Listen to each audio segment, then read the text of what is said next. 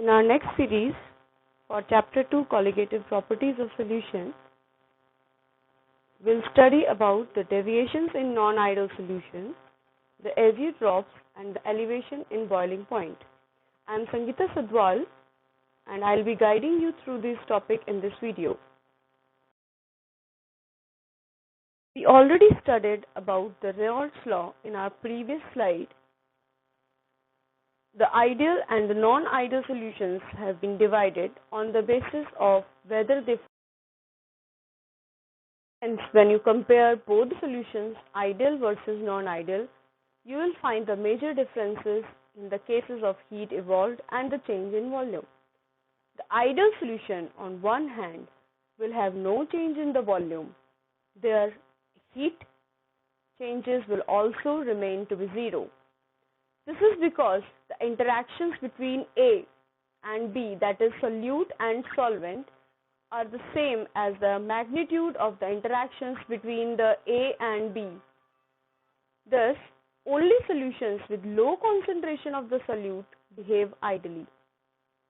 The major examples of such type of solute are benzene and toluene, chlorobenzene and bromobenzene. These solutions, when they mix together under all the conditions, their vapor pressure calculated and observed is same as that predicted by the Raoult's law.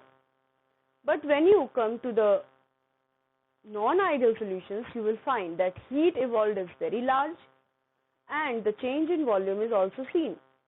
Thus, the reason could be because when the solute and solvent interactions are not equal to the solute-solute interactions and the solvent-solvent interactions. The reason could be because the solvent and solvent may be more bonded or may be less bonded as compared when the solute is bonded to the solvent. The examples are sulfuric acid and water, which show a major change. In such a case, heat evolved is also very large, and you can also find that there is a change in volume.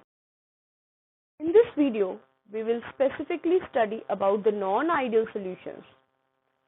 We already have understood that the non-ideal solutions are those solutions which deviate from the Raoult's law.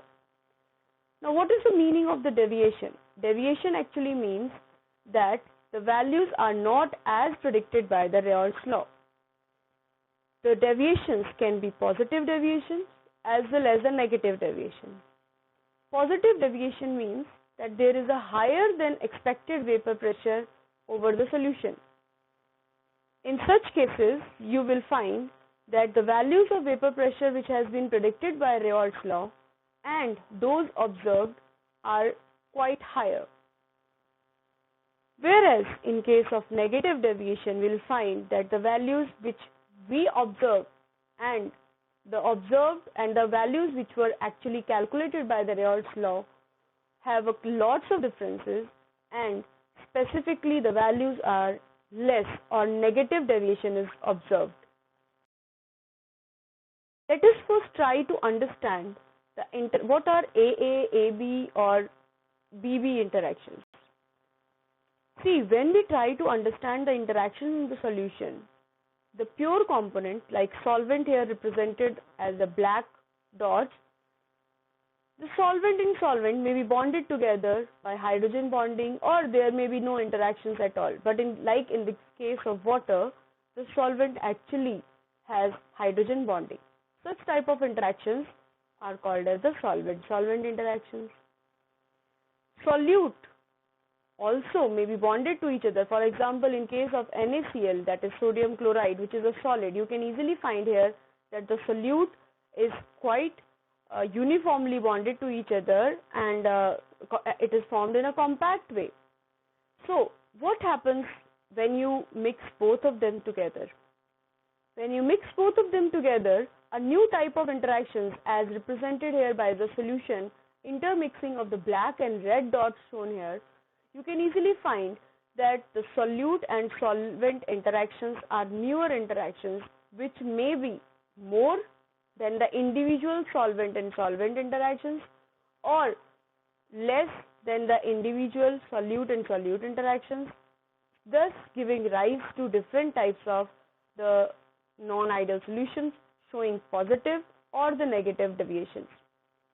Here in this figure you can also understand that there is a change in the heat evolved, as for the solvent changing to the solvent molecules, the interactions, the heat represented is delta H1, and for solute it is represented by delta H2, and when they both mix together the change may be delta H3. Hence the heat change involved when solvent and solute mix together comes out to be an algebraic sum of H1, H2 and H3. That is, for each step there may be the changes in different interactions.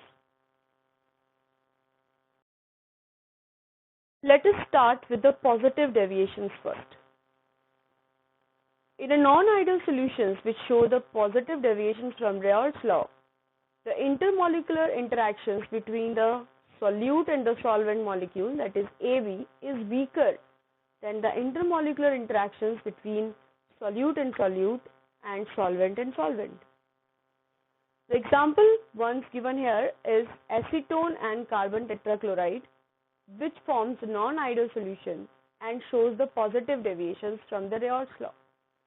As you can observe from the molecular structure of acetone and carbon tetrachloride, you can easily find that there would be no possible interactions between both of them once they are mixed together. No hydrogen bonding is possible, and no other polarity or other types of interactions are possible here. Hence, you will find such type of solutions which have the conditions where no bonding is observed will show the positive deviations from the Raoult's law values of vapor pressure. As you can observe here, no hydrogen bonding is possible between acetone and carbon tetrachloride. Such deviation will lead to positive deviation, and hence the new solution which will be formed will have more vapor pressure as compared to the solute or the solvent as predicted by the Raoult's law. Let us understand the various causes of the positive deviations from Raoult's law. The first and foremost cause may be because of their difference in the polar character. We can easily understand through the structure that acetone is polar whereas benzene is non-polar. So when they are both mixed together, the interactions will not be as compared to when they are pure. The second cause may be that liquids may have large differences in the length of hydrocarbon chains, as is observed for the case of pentane and octane. Pentane which have only 5 carbons, whereas octane which has 8 carbons. When they are mixed together, then their polarity as well as their character is quite different from when they are in the pure state. The third parameter which could be understood is hydrogen bonding. For example, the ethanol shows hydrogen bonding, thus making the interactions very strong. But when ethanol is mixed with cyclohexane, no such type of interactions are possible, as well as the earlier possibilities of hydrogen bonding have now diminished. Hence, the positive deviation is observed in such cases because the new component or the new solution has weaker bonds as compared to the earlier pure solvents. Sometimes the difference in association due to hydrogen bonding in two liquids also results in the positive deviation, because the interactions may be stronger when they were pure, but when they are mixed together, the interactions become comparatively weak. The real example for such cases could be like water, which shows a very strong hydrogen bonding, and ethanol, which shows hydrogen bonding but which is comparatively weak. But when they are both mixed together, you can easily find that the hydrogen bonding will become weaker. Hence, the positive deviation from the Raoult's law values would. These same things can be graphically represented as such as shown here. As you can see here, the vapor pressure versus mole fraction is plotted for two components where A represents one component and B represents the another component. You can also find that vapor pressure of the pure component of A is at lower values on the left hand side, whereas the pure component of B is at the right hand side. And when they are mixed together, there is lowering of vapor pressure observed as shown by the dotted lines. These dotted lines actually represent the values which has been predicted by the Raoult's law. So, PA and PB are the values which actually are observed. These values are higher than the values which have been predicted by the Raoult's law. That is why such type of solutions have total vapor pressure more than the components and also more than as predicted by the Raoult's law. Such deviations are called as the positive deviations from the Raoult's law, and they also lead to the difference in the values which are predicted by the Raoult's law and which actually are observed.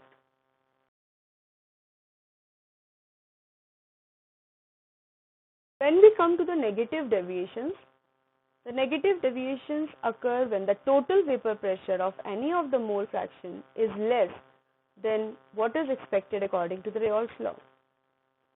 The reason is when the interactions are stronger as compared to the positive deviation where the interactions were weaker.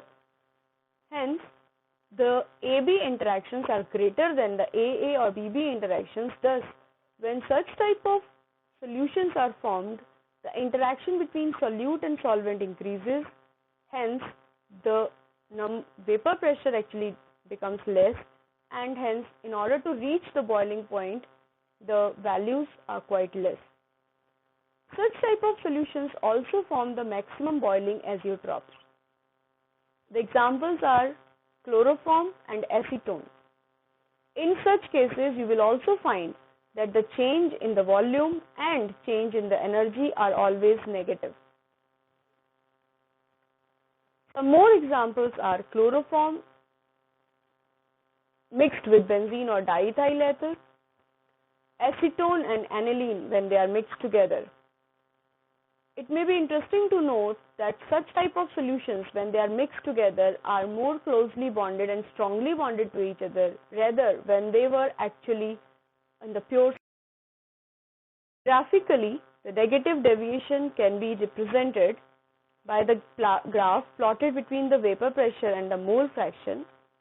Here you can see P naught A represents the vapor pressure of the pure component of A when its mole fraction was 1, whereas P naught B when its mole fraction was 1 shows the vapor pressure of the pure component of B.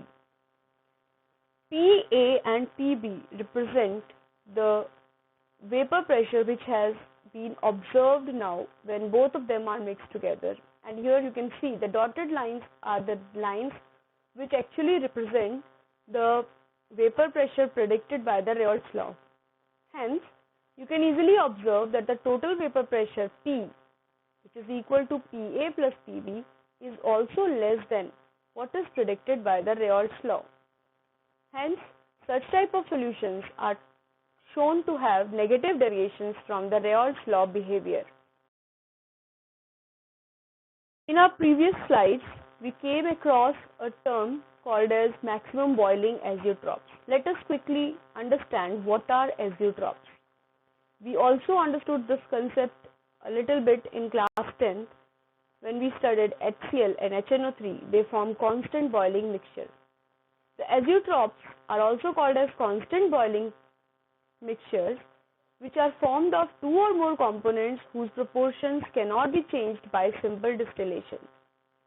This actually means that when these mixtures are formed by combining two components and you start boiling them, the vapor also has the same proportion as unboiled mixture. In simple way, for example, if you mix ethanol and water and you start boiling them, you will find the composition which was in the mixture, same composition is observed in the vapor phase. For example, if you have taken 95% ethanol and 5% water in liquid state, then in vapor phase also you will find 95% approximately the ethanol and 5% water. Hence, you will not be able to actually separate such type of components by using the fractional distillation methods. Thus, we can easily make it that distillation is not possible in the cases of azeotrophs. You cannot separate these types of mixtures by using fractional distillation methods. Hence, the first type of azeotrophs are maximum boiling azeotrophs. As their name suggests, these have maximum boiling point. Maximum boiling point means that their boiling point will be more than both the components of solute or the solvent. In this case, the non-ideal solutions which exhibit the negative deviation from the ideal solution are particularly forming the maximum boiling azeotrophs. For example, 68% aqueous solution of HNO3 always exhibits such type of condition where the boiling point of this mixture will always be more than the individual boiling point of HNO3 or the individual boiling point of water. And the rule remains same, that you cannot actually separate such type of mixtures by using the fractional distillation method. Hence, you have to resort to some other methods of separation in such kind of. This graph shows the relationship between the temperature and mass percentage for a 68% HNO3. Here you can see the yellow line depicting the vapor composition from 100 degrees Celsius when the temperature is lowered for both the components, and the blue line actually represents the liquid composition. We also know that the boiling point is that point where the liquid composition starts becoming equal to the vapor composition. Here you can see that when the nitric acid and the water is at 68%, at that point both vapor composition and liquid compositions are at the maximum point, that is also called as the maximum boiling azeotroph. Hence, such type of solutions, when they are forming such type of mixtures, they boil at a higher temperature. The boiling point of water is 100, whereas the boiling point of nitric acid is 86. But when both the components are mixed together, the boiling point of new mixture approximately becomes equal to 120 degrees Celsius. Such types of mixtures have more boiling point, and the rule remains again same, that you would not be able to separate them by using the fractional distillation methods. The minimum boiling azeotrophs, on the other hand, will have boiling point less than that of the individual components. The non-ideal solutions which exhibit the positive deviations are known to show such type of interactions, and their boiling point will be less than both the individual components. Example is 95% aqueous ethanol by volume. Here you will find that the individual component of ethanol and individual component of water, they boil at a higher temperature, but when they both are mixed together, the new boiling point will be less than both the components. And in this case, the new formed mixture cannot be separated by the fractional distillation. Graphically, this can be represented by plotting temperature versus percentage by mass.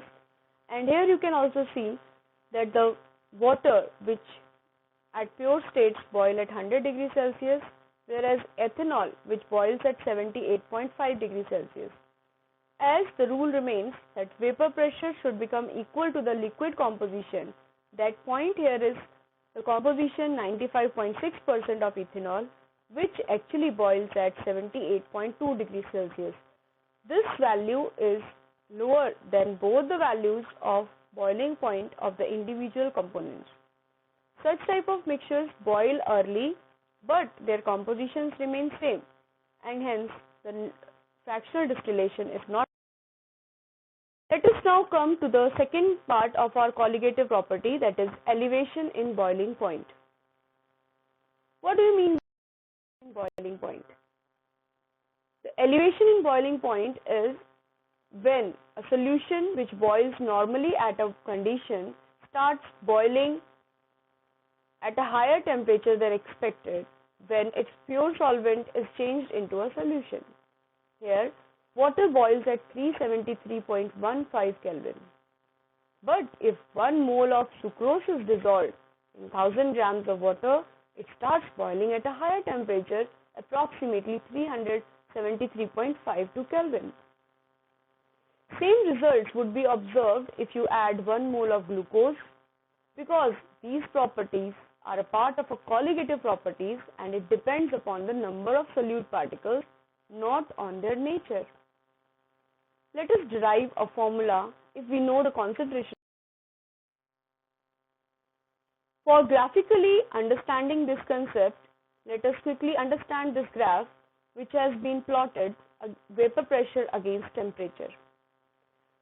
The yellow line shows the pure solvent. As you can see, the temperature increases, the pure solvent vapor pressure rises, the pressure at which it becomes equal to the 1 atmosphere pressure. This is the boiling point TB naught. But when this pure solvent is changed into a solution, shown here by a blue line, you can see that the vapor pressure, in order to reach the temperature, to reach the pressure of 1 atmosphere, it has to go to the temperature TB, which is more than TB naught. This delta TB, or the rise in the temperature, is called as the elevation in boiling point. Let us derive a formula for the boiling point. Let us suppose TB naught is the boiling point of a pure solvent and TB is the boiling point of the solution. We know that for a solution, the boiling point will always be higher. Thus, TB can be written as delta TB is equal to TB minus TB naught. We also know that delta TB is directly proportional to the molar concentration of the solute. Hence, M represents the number of moles of solute dissolved in 1000 grams of solvent. Kb is the proportionality constant known as the boiling point elevation, or the ebullioscopic constant. It is also called as the molar elevation constant. We can also derive the unit for Kb by varying the delta Tb upon M, and the unit for Kb will be Kelvin per mole per kg, or Kelvin kg per mole. We already are aware of the formula of molality, which is equal to the number of moles of solute divided by the. We can determine the molecular weight of the solute by using the formula delta Tb is equal to Kb into molality, where the molality can be further expanded in the forms of weight of solute upon the molecular weight of the solute divided by the weight of solvent into 1000. The formula will be used and plotted into the equation number 2, so that you get the final formula delta Tb is equal to Kb into given weight of the solute into 1000 divided by the molecular weight of the solute and a given weight of the solvent in grams. So in such a case, you can find out the molecular weight of the solute using this formula. Molecular weight can be equal to Kb into W2, that is the weight of the solute, into 1000 divided by delta Tb into W. Let us take one example and solve a numerical based on this concept. Here 18 grams of glucose C6H12O6 is dissolved in 1 kilograms of water. At what temperature will the water boil? The Kb for the water is given as 0.52 Kelvin kg per mole. At what temperature will the water boil? The Kb is given. In order to solve the problem, we can calculate the molecular weight by the molecular formula. Then we can calculate the molality of the solution. To find out the boiling point of a solution, we need to calculate delta Tb by using the equation 2. Let us first of all calculate the molecular weight of the solute, that is glucose here. The glucose has this formula C6H12O6, so its molecular weight comes out to be 180. We already know that molality is equal to the number of moles of solute divided by per kg of the solvent. Hence, our molality will be 18 upon 180 into 1 kg of a solvent, which comes out to be 0.1 moles per kg. Using the formula for elevation in boiling point, delta Tb is equal to Kb into m, and substituting the values of Kb, that is 0.52 Kelvin kg per mole, and the molality, we are able to calculate the delta Tb, which comes out to be 0.052 Kelvin. Thus, the delta Tb is equal to 0.052, and we can calculate the new boiling point by subtracting the boiling point of the solvent, which is 373.15. Thus, our delta Tb is used to find out the boiling point which has been elevated, that comes out to be 373.202 Kelvin. Hence, our answer comes out to be 373.202 Kelvin. In this way, we can calculate the new boiling point of the solution, as well as we can also calculate the molecular weight of the new solute that you have added.